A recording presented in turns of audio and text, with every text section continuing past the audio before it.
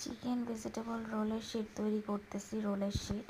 তো 1 কাপ ময়দার সাথে একটা ডিম দিয়ে এটাকে পাতলা করে গুলে একটা ননস্টিকের তাওয়া বসিয়ে হালকা তেল ব্রাশ করে দেন একটু যতটুকু পরিমাণ একটা রুটি আপনারা করবেন সেই পরিমাণ রোলের গোলাটা দিয়ে তারপর জাস্ট কয়েক সেকেন্ড রেখে এটাকে উল্টিয়ে নিতে হবে।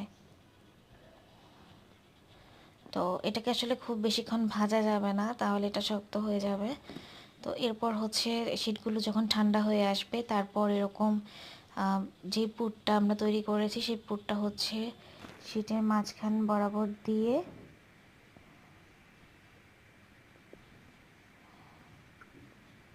তারপর 4 সাইডে একটু ময়দাকে আঠা করে, মানে আঠার মতো জাস্ট একটু ঘন করে একটু পানি দিয়ে গুলে নিয়ে সেটাকে সিলের জন্য চারিদিকে লাগিয়ে নেব। তারপর রোলটাকে